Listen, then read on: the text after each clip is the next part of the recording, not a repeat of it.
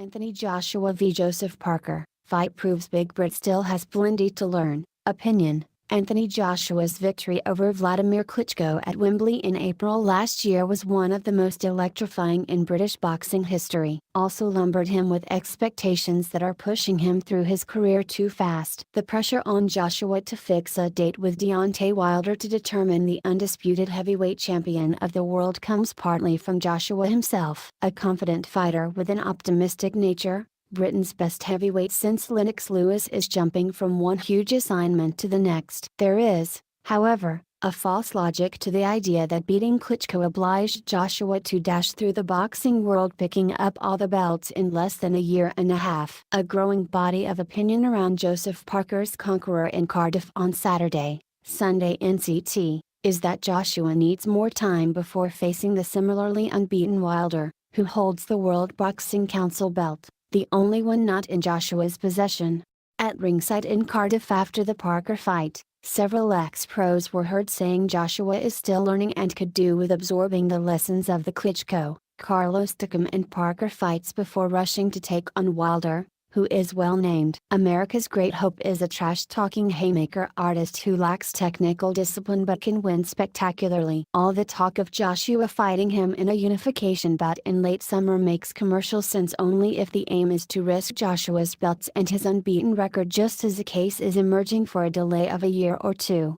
Some in his promotional camp share the reservations. This would not be ducking or running away. Boxing fans who deny fighters the right to have career padding or educational matchups in between marquee bouts are notoriously hard bunch to please. They will want their pound of flesh from a Joshua Wilder mega fight this year. We in the media also sometimes fuel this mania. But Joshua owes his public nothing. He is entitled to think long term. Specifically, he is only 21 fights and 5 years into his professional career. In 12 months he has scored a sensational win over Klitschko, a short-notice TKO of Takam and his first 12-round win, against Parker. A Wilder fight this summer would mean Joshua was being asked to clean up the heavyweight division inside 18 months. This is a highly unusual script for a heavyweight fighter, unless he happens to be the human tornado that was the young Mike Tyson. As the weekend showed us, Joshua is still searching for the right balance between attack and defense. The first real signs that he could be drawn too easily into a brawl,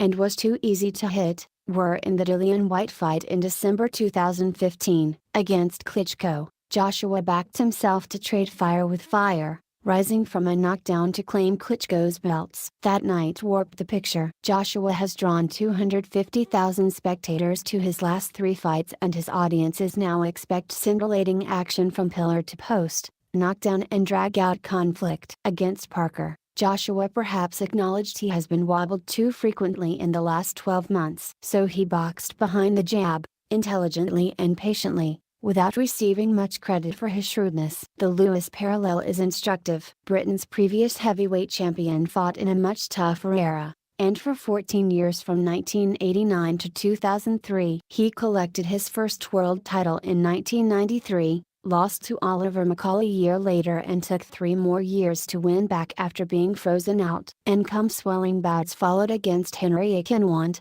Andrew Galota, Shannon Briggs and Željko Mrovic before 2 fights against Evander Holyfield, and wins over Michael Grant, Franz Botha and David Tua before Lewis lost his belts again to Hassan Rahman, then regained them the same year. Lewis closed his career with victories over Tyson and Vitaly Klitschko. If Joshua studies the richness of that timeline, he may wonder what the rush is. In Lewis's era, there was the odd grumble about him treading water between truly big fights, but punters accepted that champions had a right to make easier money. Now, with our massacred attention spans and sense of entitlement, we expect Joshua to lay all on the line every time for an 80,000 crowd and TV viewers in 200 countries.